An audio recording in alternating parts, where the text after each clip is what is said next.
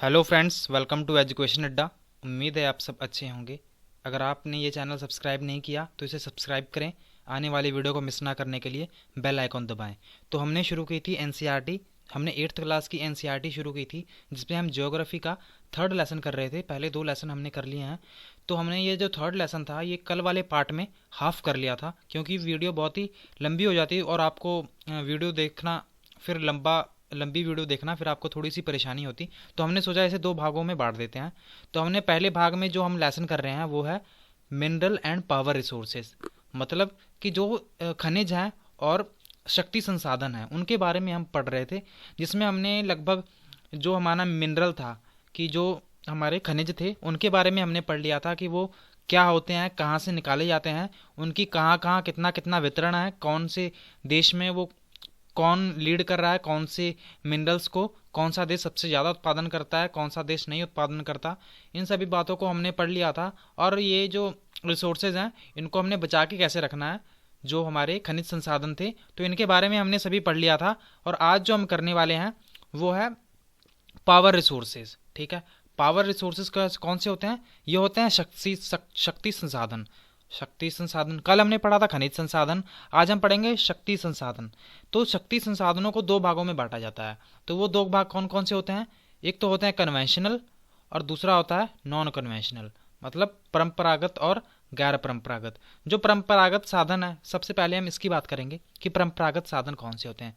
ये वो संसाधन है जिसका हम लंबे समय से इस्तेमाल करते आ रहे हैं, और ये सभी शक्ति संसाधन है। आपने इस बात का ध्यान रखना है कि ये पावर रिसोर्सेज हैं। उस कल वाले जो हमने पढ़े थे वो खनिज थे, जैसे सोना, चांदी, अभ्रक, चूना पत्थर। ये सभी क्या है? खनिज पदार्थ हैं। चट्टानों से, धरती से निकाले जाते हैं, वो सभी क्या थे? वो सभी खनिज पदार्थ थे। और आज वाले हैं वो है कन्वेंशनल रिसोर्सेज, मतलब जो भी हमारा परंपरागत जो शक्ति संसाधन है उनके बारे में पढ़ेंगे। तो ये हम बहुत ही आमतौर पे इस्तेमाल करते हैं। तो सबसे पहले जो आ गया वो है जो हम फायरवुड्स की जो हम लकड़ियाँ इस्तेमाल करते हैं अपने घरों में आग जलाने के लिए। ठीक है, ज़्यादातर शहरों में तो नहीं, पर इनको गाँवों में बहुत ज़्यादा इस्तेमाल किया जाता है, क्योंकि आपको पता है कि गाँवों में एक तो जो पाथियाँ होती हैं, ठीक है, पशुओं के गोबर की जो बनी होती हैं, उनको डंक एग्स बोलते हैं, उसका बहुत इस्तेमाल किया जाता है। क्योंकि वो गांव के लोग होते हैं, उनके पास जो शक्ति के संसाधन होते हैं दूसरे वाले, जैसे कि गैस हो गया, ठीक है, हमारे जो एलपीजी हमें घर में मिलते हैं,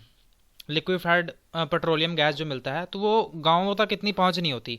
और गांव के लोगों को वो इस्तेमाल करना, फिर वो कहते हैं कि चलो इसका इस्तेमाल करेंगे। तो लगभग इन्होंने एग्जांपल दिया हुआ है कि लगभग फैक्चुअल डाटा है कि 50% है, जो लगभग 50% जो गांव के लोग हैं वो किसका इस्तेमाल करते हैं? वो इन लकड़ियों का, इन ईंधन का इस्तेमाल करते हैं।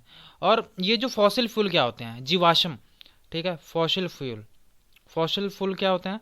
ये फॉसिल फ्यूल वो होते हैं कि जब भी कोई जो प्लांट्स होता है, ठीक है, जो कभी भी कोई एनिमल होता है वो मर जाता है, वो ज़मीन के नीचे दब जाता है और बहुत साल हो जाते हैं, काफ़ी सालों बाद वो किस में तब्दील हो जाते हैं? वो तब्दील हो जाते हैं जैसे कि कोल, पेट्रोलियम एंड नेचुरल गैस। ठीक है, जो अभी अब डीजल, पेट्रोल, गैस, सीएनजी ये सभी इस्तेमाल करते हैं, वो आते कहाँ से हैं? वो इन्हीं चीज़ों से तो आते हैं कि वो लाखों साल पहले धरती में दब गए थे और धीरे धीरे वो कंप्रेस होकर टेम्परेचर एंड प्रेशर की मदद से वो कोल, कोयला, पेट्रोलियम और नेचुरल गैस में तब्दील हो चुके हैं। ठीक है, आज हम इन्हीं की बातें करेंगे। तो सबसे पहले हमने फायरवुड की बात की। अभी इसको हम, अगर आपने वैसे ही तो ये चैप्टर में ज़्यादा कुछ है नहीं इस वाले में, पर ये जो टॉपिक हैं ये बड़े ही इंपॉर्टेंट हैं। आप है बहुत ही शॉर्ट टॉपिक्स हैं वैसे तो। अगर हमने ये वाली डायग्राम भी सिर्फ देख ली, समझ ली, तो मुझे नहीं लगता ये चैप्टर हमें देखने की पूरा डिटेल में पढ़ने की ज़रूरत पड़ेगी। फिर भी हम उसको डिटेल में पढ़ेंगे क्योंकि हमें चीज़ें अच्छे से फिर समझ में आ जाएंगी। ठीक है, तो सबसे पहले हम ऑयल की बात करते हैं, तेल। और यहाँ पर प्राकृतिक गैस है, नेचुरल गैस है। तो ये जो एडवांटेजेस हैं इसकी, कि सबसे फ़ायदे क्या हैं? जो तेल है उसके क्या क्या फ़ायदे हैं? ईजियर टू ट्रांसपोर्ट, कि इनको टैंकर की मदद से एक जगह से दूसरी जगह ले जाने में बहुत ही समस्या नहीं होगी, ज़्यादा समस्या नहीं होगी। बेसिक ऑफ पेट्रोकेमिकल इंडस्ट्रीज़, कि जो पेट्रोकेमिकल इंडस्ट्रीज़ होती हैं जिसमें वैक्स, डीजल, पेट्रोल, ये सारी जो चीज़ें बनती हैं वो उनका बेसिक है कि ये सारी चीज़ें इन्हीं से बनती हैं। ठीक है, और इसकी डिसएडवांटेजेस क्या होंगी, कि इसकी हानियाँ क्या हैं? Depletion of oxygen due to oils pillage and gas leakage, कि कई बार गैस लीकेज हो जाती है तो जिसमें जो हमारा एनवायरनमेंट है वो पोल्यूट हो जाता है। और इसने क्या कहा है कि pollutant released caused acid drain, कि जो इसमें से कुछ प्रदूषक कारक निकलते हैं, ठीक है, प्रदूषित कुछ तत्व निकलते हैं जो कि हमारे आकाश में, हमारे आसमान में चले जाते हैं। जैसे कि अगर किसी फैक्ट्री से केमिकल निकला, ठीक है, अब वो केमिकल क्या होगा, वो वाष्पीकरण की मदद से, जैसे कि वो जो हमारी फैक्ट्रीज थी उन्होंने क्या किया, उन्होंने वो सारा पानी या फिर वो धुआं है वो आकाश में ही तो जा रहा है ना, हवा में तो ही मिल रहा है जो फैक्ट्रियों से धुआं निकलता है, तो उन्होंने जो फैक्ट्रियों से जो पानी निकलता है जो कि केमिकल वाला पानी होता है जिसमें रसायन होता है, तो उन्होंने वो क्या किया, उस रसायन को नदियों में बहा दिया। अब नदियों में बहने से क्या होगा कि वो धूप की किरणें पड़ेंगी उसी पानी पर, और वही पानी क्या होगा, वाष्पित होकर आकाश में जाएगा। अब वो आकाश में जाएगा, फिर उसके बाद वो क्या होगा, उसके बाद वो ठंडा होगा, फिर वो वही बारिश के रूप में नीचे आ जाएगा। तो वो जो बारिश होगी वो एसिड रेन, उसमें केमिकल वाली बारिश होगी जो कि बहुत ही हार्मफुल होगी। तो वो इस पॉल्यूटेंट की वजह से ही होती है। Exploitation sorry exploration of new fuel is not easy, कि जो एक्सप्लोरेशन है, ठीक है, कि न्यू फ्यूल है, जो भी ईंधन है, इसको खोजने में भी बहुत ही समस्याएं आती हैं, ठीक है। जो फ्यूल है उसको खोजना बड़ा ही मुश्किल काम होता है, हमें नहीं पता होता है वे कहाँ पर है, तो हमें बहुत ज़्यादा पहले ट्राई करना पड़ता है कि अच्छा यहाँ पर हो सकते हैं, हमारा अनुमान होता है, तो उसके हिसाब से कई बार हमें मिल जाता है, कई बार नहीं मिलता। अब इसके एडवांटेजेस क्या हैं, किसकी, नेचुरल गैस की। एक तो यह है कि ईजियर टू ट्रांसपोर्ट है, कि इसको पाइपलाइन की मदद से हम एक जगह से दूसरी जगह आराम से लेकर जा सकते हैं। Cleaner than oil and coal, कि ये तेल और कोयले से इश साफ होती है। चीपर देन ऑयल, और ये ऑयल है ना, इससे सस्ती होती है। अभी हम पढ़ेंगे ये सभी नेचुरल जो थे हमारे कन्वेंशनल सोर्स ऑफ एनर्जी, ये सभी उसकी टाइप्स हैं। अभी देखेंगे कि ये फायरवुड क्या होता है। फायरवुड आपको पता ही है, लकड़ियाँ जो होती हैं जो हम जलाते हैं, ईजी एसेस की हमें आसानी से मिल जाती हैं। इसके एडवांटेजेस देखेंगे कि इसके जो फ़ायदे क्या हैं, कि हमें आसानी से मिल जाती हैं। प्रोवाइड एनर्जी, ये ऊर्जा प्रदान करती हैं to a larger number of people, कि बहुत सारे लोगों को ऊर्जा प्रदान करती हैं। ठंडियों में भी देखा होगा आपने, जब विंटर आती है, शरद ऋतु आती है, तो हम लकड़ियों को ही मेनली जलाकर खुद को गर्म करने की कोशिश करते हैं। कई बार हमने ट्राई किया होगा। अब आगे इसकी डिसएडवांटेजेस, की जो फायरवुड है, जो लकड़ियाँ हैं, उसकी हानियाँ क्या हैं। कलेक्शन इज टाइम कंज्यूमिंग, वी कलेक्शन है जो, अगर हम इन लकड़ियों को जब इकट्ठा करते हैं तो हमें टाइम काफ़ी लग जाता है। पोल्यूटिंग, ऑब्वियस सी बात है, लकड़ियाँ जलाएंगे तो पोल्यूशन तो होगा ही होगा, तो ये पोल्यूशन फैलाती हैं।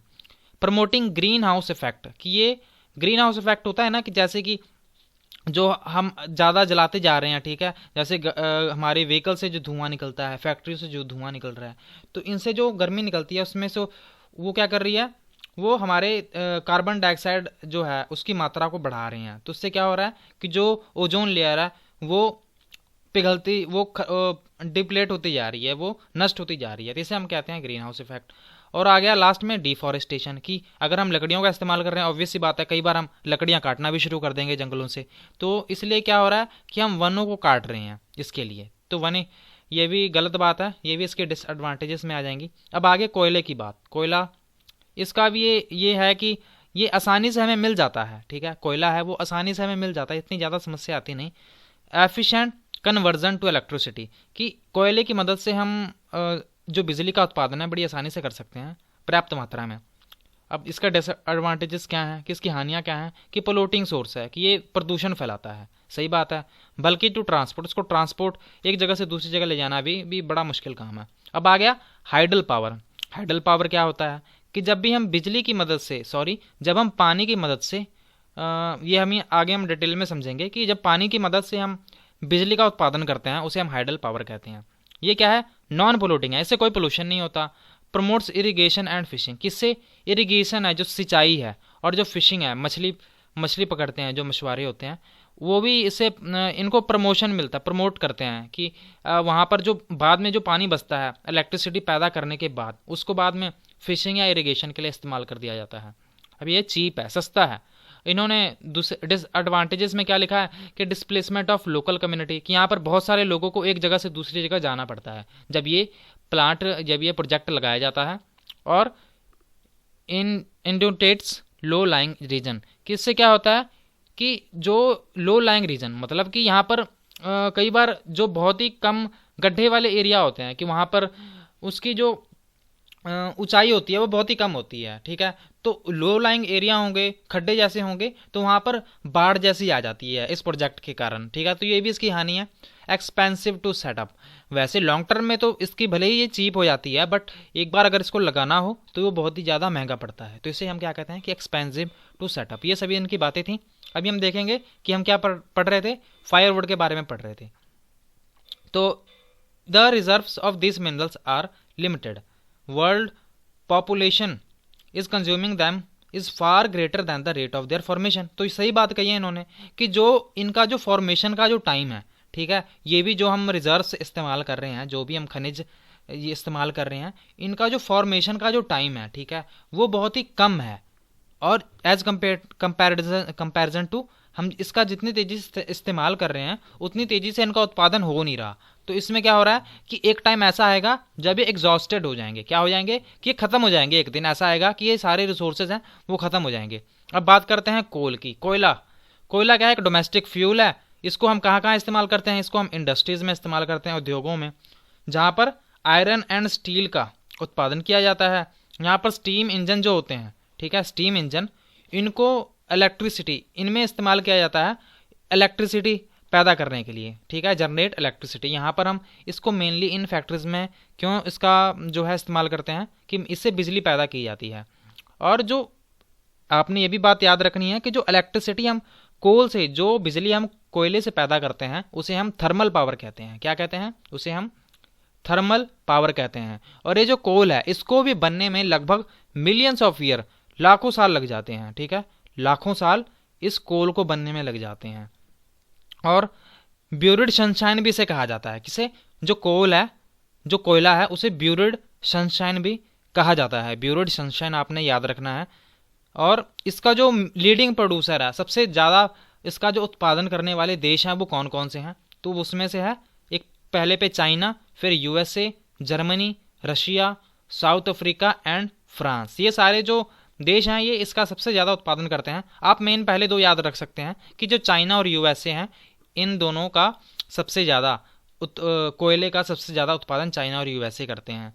ये वैसे ये पेपर सी टेट में ये क्वेश्चन भले ना पूछे, बट ये इसको थोड़ा सा मुश्किल बनाने के लिए ये स्टेट टेट में, जैसे कि P TET, UP TET, MP TET में ये पूछा जा सकता है कि सबसे ज़्यादा उत्पादन करने वाला इसमें से कौन सा देश हो सकता है। तो आपने इन सभी बातों को ध्यान में रखना है कि आपने सिर्फ सी टेट नहीं देना, बाकी वाले एग्ज़ाम भी देने हैं। तो आपने सारी बातें ध्यान से सुननी है। फिर आ गया इंडिया में। इंडिया में कौन कौन सी जगह है जहाँ पर कोयले का उत्पादन किया जाता है। तो सबसे पहले आ गया रानीगंज, झरिया और धनाबाद और बोकारो, झारखंड की, ठीक है। कौन कौन से हैं, रानीगंज, झरिया, धनाबाद, बोकारो। ये आपको उम्मीद है याद हो जाएंगे। वैसे इतने आसान, इतने मुश्किल नाम भी नहीं है, आसान नाम ही है, रानीगंज, झरिया, धनाबाद एंड बोकारो। अब करेंगे बात पेट्रोलियम की। पेट्रोलियम की बात करेंगे कि ये जो कहाँ पाए जाते हैं, ये रॉक्स के लेयर्स के बीच में पाए जाते हैं। It found between the layers of rock and is drilled from the oil fields located in of shores and coastal areas. कि ये मेनली लेयर्स के बीच में से ही निकाले जाते हैं, पर ये मेन जो कोस्टल एरियाज होते हैं ना, तटवर्तीय एरिया, समुद्रों के पास वाले एरियाज में, वहाँ पर ही निकाले जाते हैं। अभी आपको वैसे नॉर्मली आप न्यूज़ चैनल पर सुनते रहते होगे कि Iran, Iraq, Saudi Arabia, Qatar, ये मेनली ऐसी कंट्रियां जो हैं वो बहुत ही ज़्यादा इनका उत्पादन करती हैं। तो आप अंदाज़ा लगा सकते हैं कि उनके पास क्या है, वो कहाँ पर स्थित हैं। वहाँ पर जहाँ पर भी वो स्थित हैं वहाँ पर आसपास में समुंदर ही हैं, ठीक है, इसलिए वहाँ पर इसका जो उत्पादन है वो बहुत ज़्यादा किया जाता है। और इससे जो पेट्रोकेमिकल इंडस्ट्रीज हैं वो उसको मजबूती मिलती है। उससे क्या क्या उत्पादन होता है, diesel, petrol, kerosene, wax, plastic and lubricants, ये सभी इस्तेमाल बनते हैं इनसे। और हम पेट्रोलियम को और क्या कहते हैं, इसको एक स्पेशल वर्ड, ब्लैक गोल्ड, ठीक है। ये भी एग्जाम में आपसे काफ़ी बार पूछा गया कि किसको ब्लैक गोल्ड कहा जाता है। आपको एग्जाम्पल दे देंगे वो डिफरेंट कि बताइए किसको ब्लैक गोल्ड कहा जाता है। तो आपको याद रखना है कि पेट्रोलियम को ब्लैक गोल्ड कहा जाता है। काला सोना, काला सोना किसे कहा जाता है, पेट्रोलियम को, क्योंकि ये बहुत ही ज़्यादा कीमती होते हैं। और इसमें सबसे ज़्यादा उत्पादन करने वाली कंट्रीज कौन कौन सी हैं, एक तो होगी ईरान, फिर उसके बाद Iraq, Saudi Arabia and Qatar. और इससे और भी कुछ ज़्यादा कंट्रीज़ हैं, जैसे कि यूएसए हो गई, Russia, Venezuela, Algeria. Venezuela crisis तो आपको पता ही होगा, यहाँ पर लगभग 0.2 70 पैसे में आपको 1 लीटर पेट्रोल मिलता है यहाँ पर बहुत ही ज़्यादा सस्ता मिलता है। बट यूएसए ने, ये जो यूएसए है, यूनाइटेड स्टेट ऑफ अमेरिका, ये इन्होंने इस पर सैंक्शन लगाए हुए हैं, तो इनसे कोई तेल खरीद भी नहीं सकता। तो ये ऐसी बातें हैं। और इंडिया में सबसे ज़्यादा जो तेल का उत्पादन होता है, पेट्रोलियम का उत्पादन होता है, वो कहाँ पर होता है? डिगबोई। डिगबोई एक जगह है असम में, वो वहाँ पर होता है। बॉम्बे हाई में, बॉम्बे हाई मुंबई में है। और deltas of Krishna and Godavari reverse की, जो कृष्णा और गोदावरी रिवर्स के जो डेल्टाज के मैदान हैं वहाँ पर, डेल्टाज में है मैदान नहीं, सॉरी, कि जो वहाँ पर डेल्टाज वाला जो रीजन है वहाँ पर कृष्णा और गोदावरी नदी के किनारे, वहाँ पर इनका जो उत्पादन है वो किया जाता है। कौन कौन से जगह हैं? डिगबोई असम में, बॉम्बे हाई मुंबई में, deltas of Krishna and Godavari reverse. अब बात करेंगे प्राकृतिक गैस, नेचुरल गैस, कि नेचुरल गैस कौन सी होती है? कि natural gas domestic and industrial fields, industrial fuel है, कि इसको मेनली घरों में और उद्योगों में इस्तेमाल किया जाता है। और रशिया, नॉर्वे, यूके, नीदरलैंड, ये इसको सबसे ज़्यादा उत्पादन करने वाले राज्य हैं। ठीक है, Russia, Norway, UK and Netherland इसका सबसे ज़्यादा उत्पादन करते हैं। इंडिया में भी देखेंगे तो सबसे पहले एक बात ये याद रख लेते हैं कि जो सीएनजी है, कौन सी? Compressed natural gas is a popular eco friendly automobiles fuel as it cause less pollution than petroleum and diesel.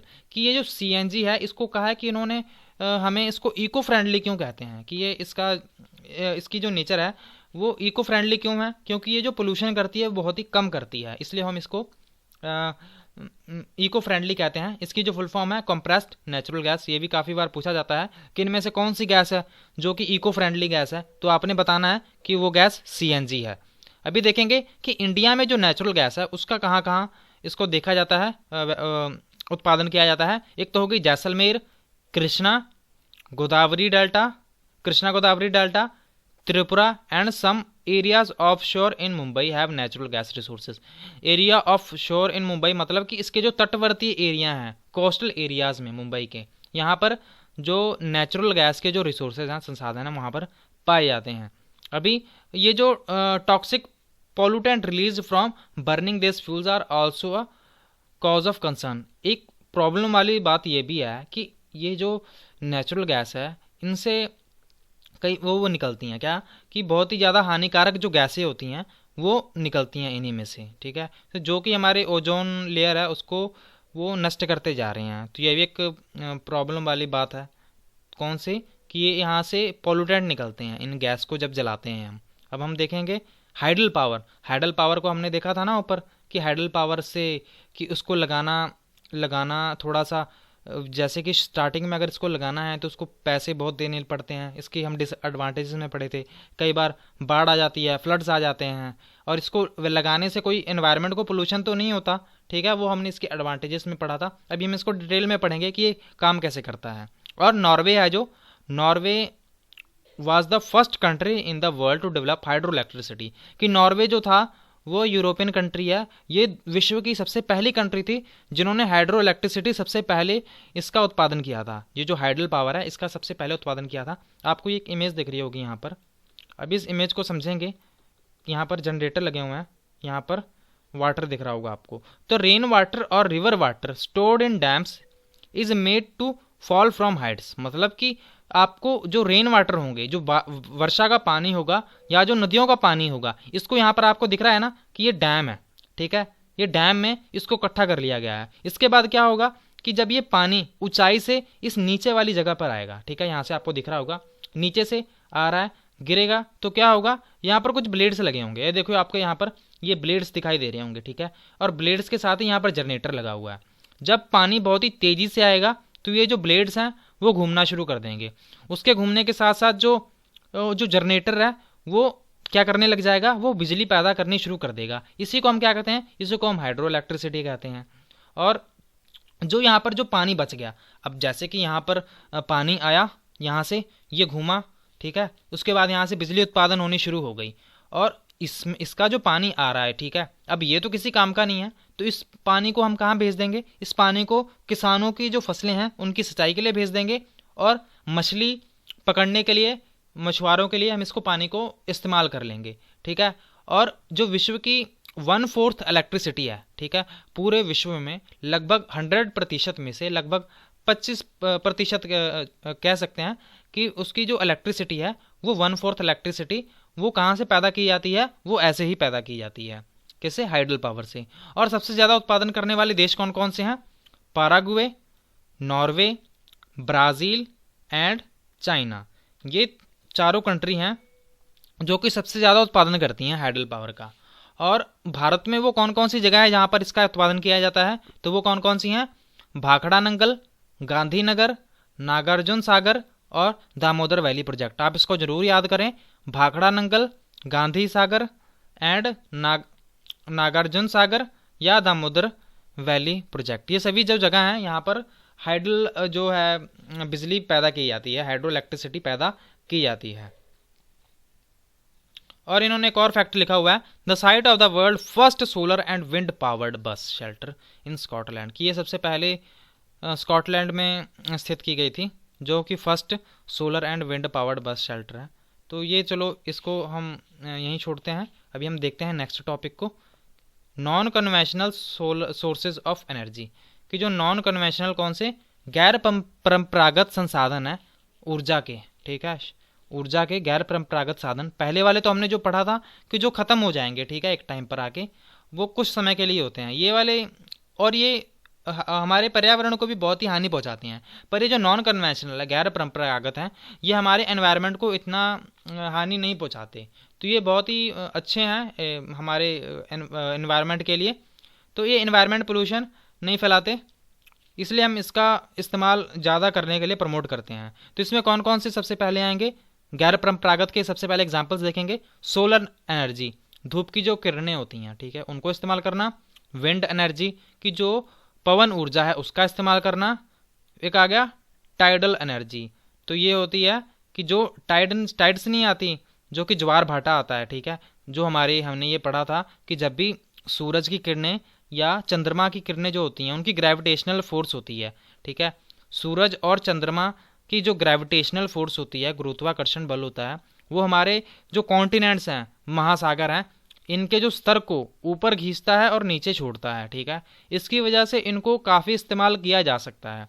तो टाइडल एनर्जी, तो ये क्या है, ये सभी रीन्यूएबल हैं, कि इनका कोई ये नहीं है कि ये ख़त्म हो जाएंगे कभी भी, ये कभी ख़त्म नहीं होते। तो सबसे पहले हम डिस्कस करेंगे कि सोलर एनर्जी क्या है।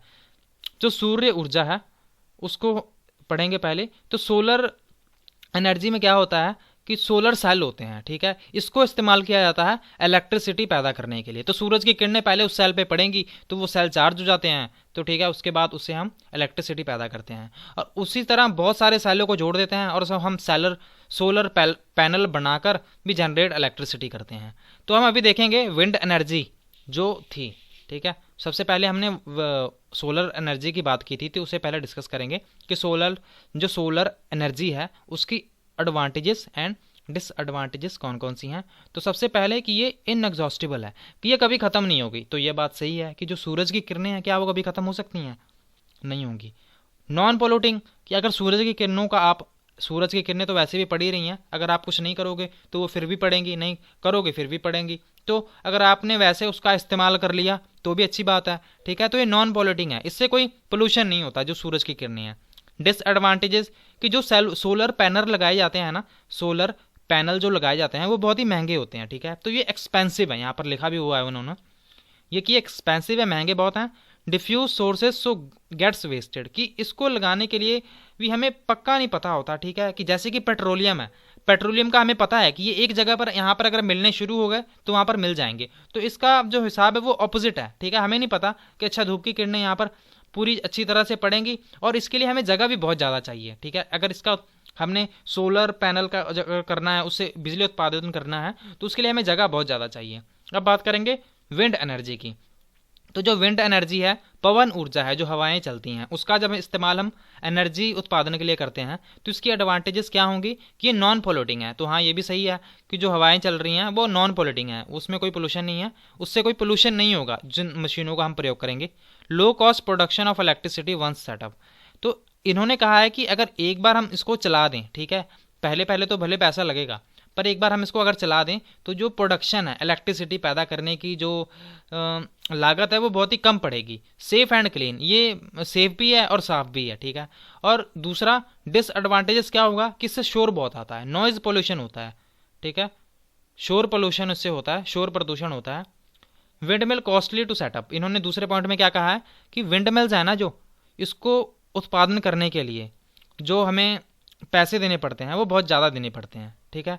तो इसको एक बार सेटअप करने के लिए हमें पैसे ज़्यादा देने पड़ते हैं। Next point is tidal energy, कि टाइडल एनर्जी क्या होती हैं, ठीक है। तो अब हम देखेंगे टाइडल एनर्जी की बात करेंगे। जो टाइडल एनर्जी होती हैं कि जब जो हमारे उसका जल का स्तर होता है वो बढ़ जाता है, घट जाता है, किसकी मदद से, चंद्रमा और सूरज की मदद से, सूर्य की मदद से। तो इससे क्या होगा, ये नॉन पोल्यूटिंग है, इससे भी कोई पोल्यूशन नहीं होता, इनएग्जॉस्टेबल, कि ये कभी खत्म नहीं होंगे, ठीक है। और डिस्ट्रॉय वाइल्ड लाइफ हैबिट, कि ये टाइडल एनर्जी से कि जो वाइल्ड लाइफ है वो डिस्ट्रॉय होती है। वैसे इसका कोई साइंटिफिक प्रूफ नहीं मिला है, पर आपकी किताब में लिखा है तो फिर हमें पढ़ना पड़ेगा। वैसे ये आर्टिकल छपा था 2017-18 में, कि अभी तक कोई पुख्ता प्रमाण मिले नहीं है, बहुत ही कम चांसेस है कि यहाँ पर इससे वाइल्ड लाइफ जो होती है डिस्ट्रॉय होती है। डिफ़िकल्ट टू हार्नेस, हाँ ये भी बात बिल्कुल सही है कि हमें पक्का नहीं पता होता कि कितनी एनर्जी हम इस पर कंट्रोल नहीं कर सकते। हम जो टाइडल एनर्जी हम प्रोड्यूस करेंगे इस पर हम कंट्रोल बिल्कुल नहीं कर सकते। ये non conventional source of energy, तो ये सारे ही हैं, ठीक है, ये सारे हैं non conventional source of energy. तो अब आ गया न्यूक्लियर की बात, न्यूक्लियर एनर्जी, कि ये इससे एनर्जी है वो बहुत ही ज़्यादा उत्पादन कर सकते हैं। इसकी जो एडवांटेजेस हैं और डिसएडवांटेजेस क्या हैं कि इससे जो रेडियो एक्टिव वेस्टेज बहुत ज़्यादा होता है, ठीक है, वो बहुत ही हानिकारक होता है और इसको ऑपरेट करना बहुत ही महंगा होता है, एक्सपेंसिव होता है। अब बायोगैस की बात करें कि इसके एडवांटेजेस क्या हैं कि इसको लगाने में ज़्यादा खर्चा नहीं आता, ईजी टू ऑपरेट, इसको ऑपरेट करना बहुत ही आसान होता है। Make use of bio waste, कि इसका जो हम बायो वेस्ट होता है उसको भी बहुत अच्छे से इस्तेमाल कर पाते हैं, कि उसको खाद में इस्तेमाल कर लेते हैं। अब डिसएडवांटेजेस क्या है कि कॉज ग्रीन हाउस इफेक्ट, वो हमने पढ़ा था कि इससे ग्रीन हाउस इफेक्ट होगा, ठीक है, जो केमिकल्स वगैरह इसमें भी रिलीज होते हैं तो इससे गर्मी बढ़ेगी, गैसेस रिलीज होंगी, तो ये क्या होगा, ये कॉज ग्रीन हाउस इफेक्ट। अब आ गया जियोथर्मल एनर्जी, जियोथर्मल एनर्जी क्या होगा, एडवांटेजेस क्या है इसकी, जो धरती से हम क्या करेंगे, धरती से हम जो एनर्जी प्रोड्यूस करेंगे, ठीक है, उसकी गर्मी को, तो clean, eco friendly and always available, कि ये साफ है, इको फ्रेंडली है और ये हमेशा आपको अवेलेबल मिलेगी। अब आ गया इसकी disadvantages, located far away from cities and so costly to transport the electricity, ये बहुत ही दूर स्थित हैं और ट्रांसपोर्ट द इलेक्ट्रिसिटी, की ये बहुत ही ज़्यादा दूर स्थित हैं और ये बहुत ही महंगे पड़ते हैं अगर हमने इसको ट्रांसपोर्ट करना है इस इलेक्ट्रिसिटी को।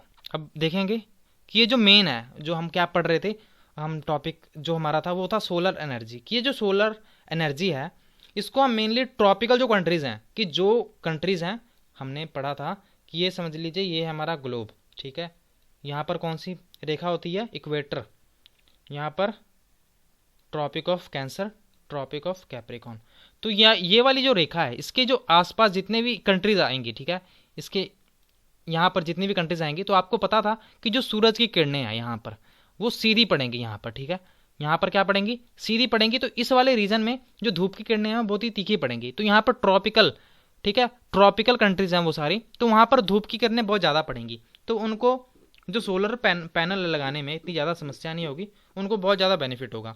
और इस सोलर एनर्जी को, जो सोलर एनर्जी है इसको हम कहाँ कहाँ इस्तेमाल कर सकते हैं, सोलर हीटर्स में, solar cookers, solar dryers, beside इनको हम लाइटिंग के लिए भी, बिजली जो बल्ब वगैरह जलाने के लिए, ट्रैफिक सिग्नल्स में, इन सभी का इस्तेमाल हम कर सकते हैं। अब बात करेंगे विंड एनर्जी की, तो विंड एनर्जी में हमने वो पढ़ा था एडवांटेजेस कि ये इनएग्जॉस्टिबल है, कि ये कभी ख़त्म नहीं होगा और इसको हम मेनली किससे उत्पादन करते हैं, इसका विंड मिल से, ठीक है, पवन चक्कियाँ जो होती हैं, और जब भी तेज़ हवाएं चलती हैं तो इसका जो इससे जो उन्होंने क्या लगाई होती हैं, जनरेटर लगाए होते हैं, तो जैसे जैसे उनके पंख घूमते हैं तो जनरेटर से बिजली होती है वो प्रोड्यूस होने लग जाती है। और ये मेनली कोस्टल एरियाज़ में लगाए जाते हैं या फिर पर्वतों में लगाए जाते हैं, कि जहाँ पर हवाएं बहुत तेज़ चलती हैं, तो इनका इस्तेमाल इस तरह किया जाता है अभी।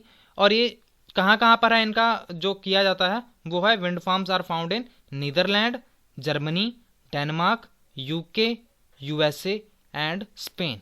ठीक है, इन जगह पर इनका इस्तेमाल किया जाता है। और सोलर कुकर क्या होता है कि हमने एक डब्बा सा लेना होता है, उसको चारों तरफ से ढक के, और उन्होंने कहा है कि उसमें हम जो भी हमने बनाना है, कुछ कोई भी चीज़ अगर हमने बनानी है उसमें, तो उस सभी चीज़ों को इन्होंने लिखा हुआ है 1 cup rice, 2 cups of water, and इसको बंद करके हम रख देंगे इसमें। और इसमें से क्या होगा कि एक शीशा लगा होगा, ठीक है, तो जो धूप की किरणें जाएंगी, ठीक है, जो धूप की किरणें अंदर जाएंगी तो वो बाहर नहीं निकल पाएंगी, ठीक है, क्योंकि वो ढका होगा, सिर्फ हीट अंदर जाएगी। तो 1-2 घंटे में जो तापमान होगा वो बढ़ जाएगा, और उस सोलर कुकर से हम अपना खाना भी, एक आधी जो डिश है वो उससे बना सकते हैं। तो इन्होंने ये बात कही हुई है कि इससे हम एनर्जी को बचा सकते हैं। इन्होंने एक यहाँ पर एग्जाम्पल भी दिया हुआ है, यहाँ पर फोटो दिखाई हुई है कि सूरज की किरणों से आप कुकिंग भी कर सकते हैं, कुछ घंटों में आपका जो खाना है वो तैयार हो जाएगा। अब आ गया न्यूक्लियर पावर। न्यूक्लियर पावर परमाणु ऊर्जा, परमाणु जो शक्ति है उसका जो उत्पादन है वो कैसे किया जाता है, वो यहाँ पर होते हैं यूरेनियम एंड थोरियम। आपने सिर्फ इतना याद रखना है कि यूरेनियम एंड थोरियम की मदद से यहाँ पर जो इसमें उत्पादन किया जाता है बिजली का, ठीक है। Nuclear power is obtained from energy stored in nuclei of atom of naturally occurring radio active elements like uranium and thorium. कि इन दोनों का इस्तेमाल करके जब भी हम बिजली का उत्पादन करते हैं तो इसे हम क्या कहते हैं, न्यूक्लियर पावर कहते हैं। और इसमें इसके जो सबसे ज़्यादा उत्पादन करने वाला देश कौन कौन सा है, वो है यूएसए एंड यूरोप, ठीक है। और राजस्थान में, इंडिया में कौन कौन से हैं, राजस्थान, झारखंड। यहाँ पर क्या है, यहाँ पर आपको यूरेनियम के डिपॉजिट मिलेंगे, आपको यूरेनियम के यहाँ पर भंडार मिल जाएंगे। कहाँ कहाँ पर, राजस्थान और झारखंड में। और आपको जो थोरियम है, क्योंकि इन दोनों का इस्तेमाल करके ही तो होगा ना, थोरियम और यूरेनियम का इस्तेमाल करके ही आप न्यूक्लियर पावर का इस्तेमाल कर सकते हैं।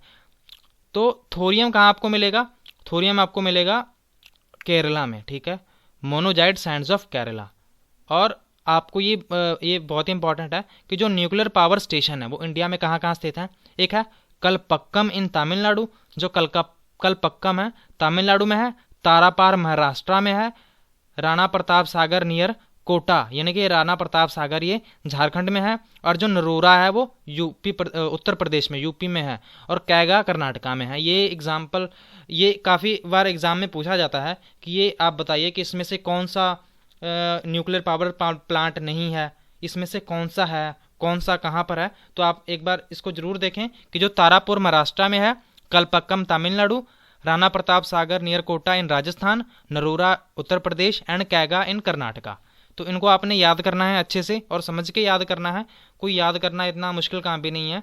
तो बात करेंगे हम जियोथर्मल एनर्जी की। तो जियोथर्मल एनर्जी कौन सी होती है, heat energy obtained from the earth, कि जो एनर्जी हम धरती से निकालते हैं, ठीक है, हम जो धरती से जो एनर्जी ऑब्टेन करेंगे उसे हम जियोथर्मल एनर्जी कहते हैं। और इसको निकाला कैसे जाता है, temperature in the interior of the earth rise, कि हम जैसे जैसे धरती के नीचे जाते हैं, जैसे जैसे गहराई में जाएंगे धरती के, तो जो तापमान है वो बढ़ता जाएगा, ठीक है, तापमान धीरे धीरे बढ़ता जाएगा।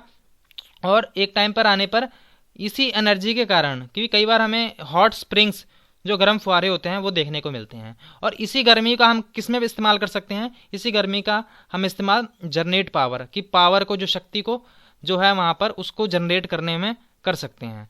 तो इसको कैसे करेंगे, जैसे कि जियोथर्मल एनर्जी जो हॉट स्प्रिंग्स निकलते हैं, इसका इस्तेमाल मेनली हम कौन कौन से कामों में कर सकते हैं, खाना बनाने में कर सकते हैं, heating and bathing for several years, कि कई सालों तक हम इसका जो नहाने में है, ठीक है, नहाने में हम गर्म पानी को गर्म नहीं करेंगे, तो इसका इस्तेमाल हम ऑलरेडी जो पानी गर्म ही उससे निकलेगा, तो इसका इस्तेमाल वहाँ से कर सकते हैं।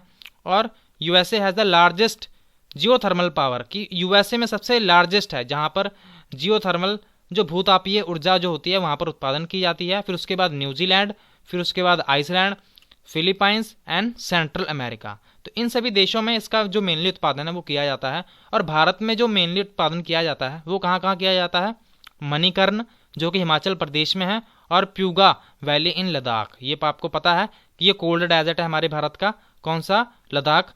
तो यहाँ पर उत्पादन मेनली किया जाता है। आपको यहाँ पर एक पिक दिख रही होगी जहाँ पर जियोथर्मल एनर्जी इन मणिकर्ण, ठीक है। तो अभी हम देखेंगे टाइडल एनर्जी। टाइडल एनर्जी कौन सी होती है, टाइडल एनर्जी में मेनली यहाँ पर आपको दिख रही होगी इमेजेस, कि यहाँ पर आपको दो ब्रिज दिख रहे होंगे, पुल दिख रहे होंगे, ठीक है। तो यहाँ पर इन्होंने क्या किया है कि इन दोनों के पुलों के बीच में एक इन्होंने ये लगा दिया, ठीक है। इन्होंने यहाँ पर एक टरबाइन लगा दिया, ठीक है।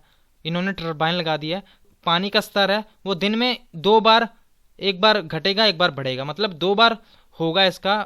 तो इससे क्या होगा, इससे होगा कि जो ये टरबाइन में जैसे जैसे ऊपर पानी चढ़ेगा तो यहाँ से पानी जब जाएगा तो ठीक है, ये मशीनें घूमना शुरू कर देंगी, तो इससे हम इलेक्ट्रिसिटी पैदा कर पाएंगे। तो यहाँ पर लिखा हुआ है during high tide energy of the tides is use to turn the turbine install in the dam to produce electricity, कि जब जब पानी का जो स्तर है वो ऊंचा बढ़ेगा, ऊपर बढ़ेगा, तो हम इससे इलेक्ट्रिसिटी पैदा कर पाएंगे।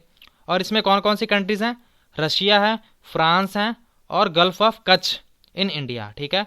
गल्फ ऑफ कच्छ कहाँ पर है, इंडिया में है। यहाँ पर आपको बड़े बड़े टाइडल मिल्स फार्म आपको मिलेंगे। अब आगे बात बायोगैस की, ये हमारा लास्ट टॉपिक है, तो हम इसको बड़े ध्यान से देखेंगे कि जो बायोगैस है वो कैसे इसका इस्तेमाल किया जाता है। कि जो भी ऑर्गेनिक वेस्ट है, ठीक है, जैसे कि डेड प्लांट्स हो गए, डेड प्लांट्स, मरे हुए प्लांट्स, सड़े गले प्लांट्स, और जो भी एनिमल का मटेरियल होता है, जो कि जानवर है वो मर गया, ठीक है, या फिर एनिमल की डंग होगी, तो उसको हम क्या करेंगे, उसको हम, और जो कितना भी किचन वेस्ट होगा सभी को हम गैसेस फ्यूल कॉल्ड बायोगैस, कि उनको हम गैसेस फ्यूल में कन्वर्ट कर देंगे, इसको हम बायोगैस कहते हैं। और इन्हीं ऑर्गेनिक वेस्ट को डिकम्पोस्ट कर दिया जाएगा, कि इनको खाद में तब्दील कर दिया जाएगा, कि इनके द्वारा, बैक्टीरिया के द्वारा, इन बायोगैस डिजेस्टर।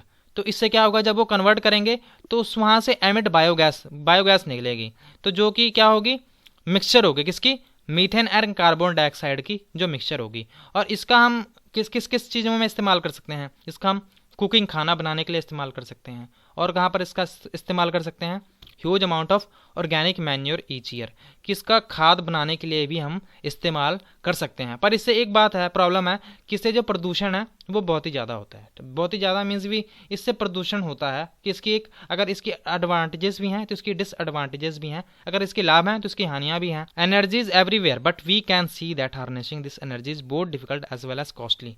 तो क्या इन्होंने बात कही है कि इनका उत्पादन करना, कि हम इसको ना कंट्रोल में इतना नहीं कर सकते कि हमने इसका इतना उत्पादन करना है। तो ये हमारा आज का चैप्टर था। उम्मीद है आपको बहुत कुछ सीखने को मिला होगा और आपको सब कुछ समझ आया होगा। आप कमेंट करके हमें ज़रूर बताएं। अगर आपको समझ ना आया हो तो आप एक आधी बार दोबारा से ये वीडियो देखें। उम्मीद करता हूँ, मैंने तो वैसे सभी कोशिश की है कि सारे पॉइंट आपको क्लियर कर दूँ। तो आज का सेशन इतना ही है। Thank you so much for watching. God bless you all. Comment करके ज़रूर बताएं आपको ये सेशन कैसा लगा।